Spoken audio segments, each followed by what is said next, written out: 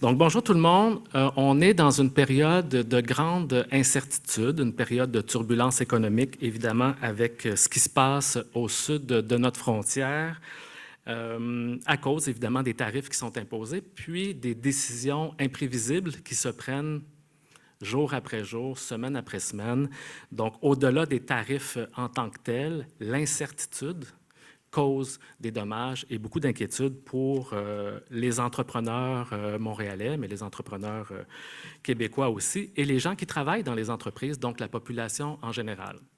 Au printemps dernier, on a annoncé une première série de mesures déjà rapidement pour donner un répit financier aux entreprises qui devaient s'adapter au nouveau contexte économique. Et notamment, on leur a donné des moratoires sur des prêts, donc des congés de remboursement pendant 6 mois pour ceux qui avaient des prêts de notre réseau là, partenaire PME Montréal. Et on a pris aussi des mesures pour que la Ville elle-même, dans ses approvisionnements, envisage toutes les possibilités de substituer les fournisseurs américains par des entreprises locales. Ma collègue Alia Sancournol va vous parler par la suite un peu d'un premier bilan là, des résultats de ces mesures-là.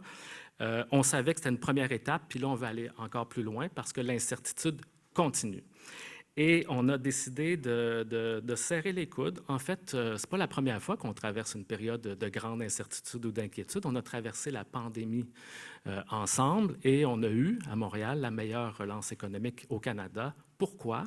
Parce qu'on a ici des entrepreneurs de grande qualité, des gens courageux, audacieux, persévérants, et qui sont créatifs, qui réussissent à trouver des façons de s'adapter au contexte, mais aussi parce qu'on a un réseau de partenaires économiques engagés, mobilisés. On est tissé serré à Montréal et c'est ça qui nous a distingués d'avec les autres grandes métropoles. C'est comme si c'est notre secret bien gardé, c'est que nous, on travaille en équipe, on travaille ensemble, puis tout le monde se mobilise quand on doit faire face à une situation difficile. Donc, on annonce aujourd'hui une deuxième série de mesures qui vise à compléter ce qu'on a déjà mis en place au printemps dernier. Donc, tout d'abord, on annonce un investissement de 1 350 000 $ pour soutenir différents projets. Le premier volet, donc, on a 1 million pour accompagner les entreprises dans la diversification de leur marché. Donc, on est à côté des États-Unis. Évidemment, c'est naturel, pratique de faire affaire aux États-Unis. Maintenant, on sait que l'incertitude va se poursuivre. Donc, de s'adapter, d'essayer de diversifier ses marchés, ça ne se fait pas en claquant des doigts. Il faut se donner une stratégie, il faut réfléchir. Et pour ça, bien, on veut aider les entreprises à le faire en appuyant des organismes qui ont cette expertise-là et qui vont pouvoir justement aider les entreprises à faire ces choix stratégiques-là pour arriver à diversifier leur marché. Madame Dessureau, Monsieur Chénier vont vous donner 2 exemples de projets qu'on soutient par la suite, concrets, qui vont vous donner une idée là, de ce qu'on est en train de mettre en place. En plus de ces 2 initiatives-là, portées par les 2 organismes, on finance aussi la grappe M-Mode, qui va accompagner des entreprises dans le développement de nouveaux marchés, avec des ateliers, du coaching, des diagnostics d'opportunités. On finance aussi un projet d'accélérateur d'innovation à PME Montréal Centre-Ouest, qui va soutenir la résilience de 100 PME montréalaises. Et on a un autre volet, un 350 000 $, où là, on veut vraiment travailler sur l'achat local. Bien sûr que la Ville puisse substituer certains fournisseurs, mais que les entreprises locales fassent affaire avec des entreprises locales. Donc ça, c'est quelque chose sur lequel on veut travailler en profondeur parce que c'est une tendance à long terme. Puis au-delà de dire qu'on veut faire ça, bien, il faut faire des choix, il faut mettre en place des actions structurantes qui vont nous aider à aller de l'avant. Donc, le Conseil d'économie sociale va travailler pour accompagner les entreprises d'économie sociale montréalaises pour qu'elles aient accès à des grandes institutions comme la Ville, des hôpitaux, des universités. Et on finance aussi un projet avec Excellence industrielle Saint-Laurent et l'ECPAR pour justement accompagner tout ce réseautage-là. En plus de ces initiatives-là, on a organisé pour une première fois, la Ville a organisé, d'ailleurs je salue le directeur du service de développement économique, Dieudonné Oyono, qui est parmi nous, et des membres de son équipe, Simon.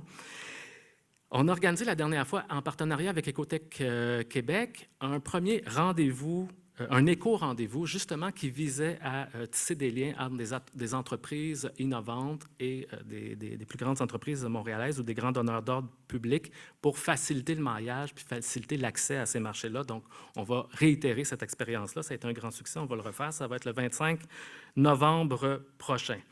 Donc, avec cette série de mesures-là, donc on veut vraiment réaffirmer, évidemment avec les pouvoirs et les ressources limitées qu'on a à la Ville, mais on veut réaffirmer que nous, on est là, on est présent. On veut envoyer le message aux entrepreneurs que la Ville, on est avec vous, puis on a tout un réseau de partenaires économiques qui sont aussi là pour vous, puis qu'on va soutenir, puis qu'eux vont être là pour vous aider à faire les choix stratégiques et vous adapter à la nouvelle réalité. Donc, c'est essentiellement ce que je voulais vous dire aujourd'hui.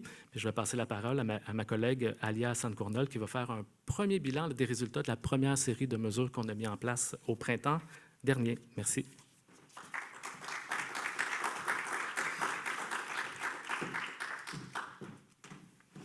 Alors, bonjour tout le monde, bon matin, merci d'être avec nous. Monsieur Rabouin, merci d'avoir fait les salutations protocolaires d'usage. Donc, distingués invités, considérez-vous salués également. Donc, comme Monsieur Rabouin le disait, le 2 avril dernier, on a annoncé une première série de mesures de la Ville de Montréal pour soutenir les entreprises qui font face aux tarifs et à l'incertitude économique de l'augmentation, la diminution, la réaugmentation des tarifs de l'administration Trump. Ce qu'on fait, nous, comme ville, c'est qu'on veut être complémentaire aux autres ordres de gouvernement et pour cela, bien sûr, qu'on a rencontré nos partenaires fédéraux et Investissement Québec pour s'assurer que ce que met en place la Ville de Montréal se fait de façon complémentaire et là où ne peuvent pas intervenir les autres ordres de gouvernement. Donc, on veut notamment favoriser l'application de pratiques d'approvisionnement locales à la Ville de Montréal et le faire à la faveur des entreprises d'ici, des entreprises montréalaises. Alors, les premiers résultats que je vais vous annoncer sont vraiment très encourageants et démontrent que les mesures qu'on a mises en place le 2 avril font leurs preuves. Il faut quand même garder en tête que c'est un processus. Ces mesures vont prendre place dans le temps. Elles peuvent évoluer, mais depuis le mois d'avril, bien sûr que les résultats sont encourageants.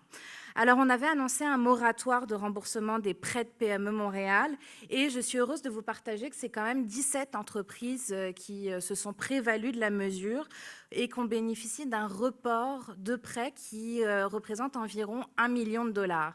Et ça, pour des entreprises, des PME particulièrement, 1 million de dollars où c'est des liquidités qu'on ne touche pas, qui peuvent être réinvesties dans la diversification de marché, dans la réadaptation d'un plan d'affaires.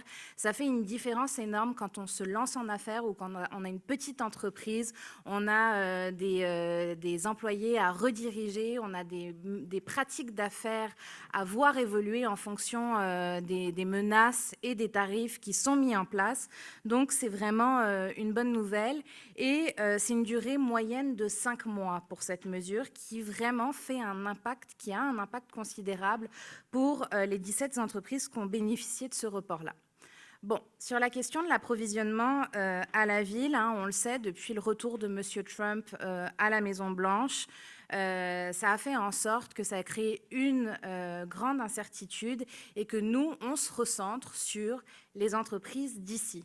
On veut soutenir nos PME, bien sûr montréalaises, québécoises et canadiennes. Et ce qui est vrai pour l'ensemble des ordres de gouvernement s'applique à la Ville de Montréal. Et donc ça veut dire que nous, comme ville, on veut réduire notre dépendance au marché américain et aux fournisseurs américains. Et ça favorise l'autonomie de l'approvisionnement municipal. Alors, les chiffres parlent d'eux-mêmes et j'en suis vraiment très heureuse. Depuis juste de mars à juillet 2025, donc quelques mois, les achats réalisés par la Ville en territoire montréalais, c'est 750 millions de dollars. C'est considérable en quelques mois. C'est des achats qui représentent, c'est une hausse de 37% par rapport à l'année dernière. Et ces achats qui sont locaux, qui sont responsables, représentent 44% des fournisseurs de la Ville de Montréal. L'année dernière, on était à 40%. Le reste des fournisseurs sont canadiens, parfois européens, et très peu sont américains.